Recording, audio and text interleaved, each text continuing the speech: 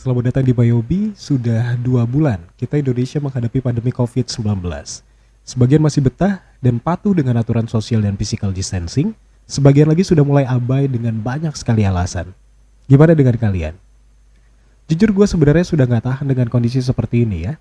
Pasien semakin banyak, padahal ada beberapa negara yang mulai menunjukkan penurunan kurva COVID-19. Tapi itu tidak berlaku di Indonesia. Kasus baru masih banyak bermunculan. Jumlah kematian juga makin meningkat, bahkan sudah mulai muncul pasien yang terkonfirmasi tanpa punya riwayat berpergian ke daerah terdampak atau memiliki kontak dengan orang lain yang terkonfirmasi COVID-19. Ada apa sebenarnya dengan kita? Virusnya yang sulit dikendalikan, rakyatnya yang susah dikendalikan, atau kebijakannya yang tidak punya power untuk mengendalikan? Berkaca dengan kondisi saat ini, wacana untuk berdamai dengan corona mulai santer terdengar, bukan hanya di Indonesia, tapi di berbagai negara, wacana ini sudah mulai ada. Bagaimana cara berdamai dengan COVID-19? Yaitu dengan hidup secara new normal. Ketua Tim Pakar Gugus Tugas Percepatan Penanganan COVID-19, Wiku Adhisa Smita, mengatakan new normal adalah perubahan perilaku untuk tetap menjalankan aktivitas normal, namun ditambah dengan menerapkan protokol kesehatan, guna mencegah terjadinya penularan COVID-19. Jadi kita mulai disiapkan untuk kembali menjalani hidup normal seperti bekerja, sekolah, kuliah, berinteraksi dengan orang, bahkan mungkin melakukan perjalanan wisata dengan tetap menjalankan protokol kesehatan. Apa saja protokol kesehatannya?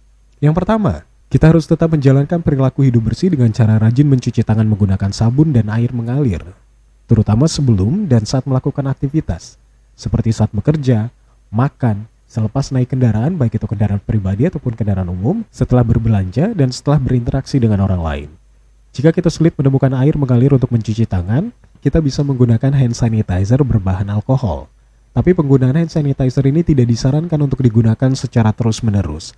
Selain efektivitasnya yang masih kalah dibandingkan dengan cuci tangan menggunakan sabun, penggunaan hand sanitizer berbahan alkohol dalam jangka waktu yang lama bisa berdampak negatif terhadap kulit penggunanya, terutama yang memiliki kulit dengan sensitivitas tertentu.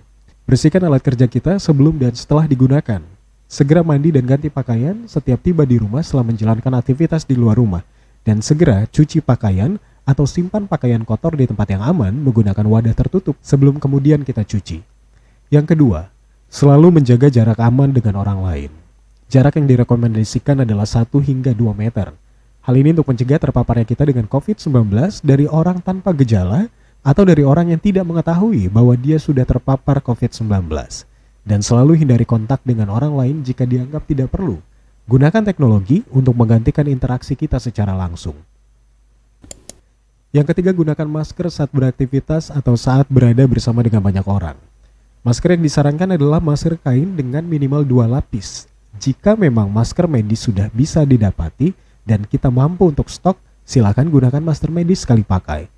Tapi kita harus paham dan ingat bahwa kondisi seperti ini belum diketahui sampai kapan berakhir, sehingga kita harus bisa menghemat pengeluaran kita dengan tidak menggunakan masker sekali pakai.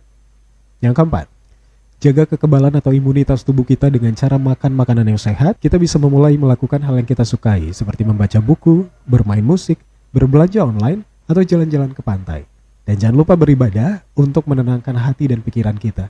Tapi ingat, yang kita lakukan ini semua harus dengan protokol kesehatan yang sudah disebutkan tadi. Karena COVID-19 tidak akan menjadi berbahaya jika imunitas tubuh kita dalam kondisi yang baik.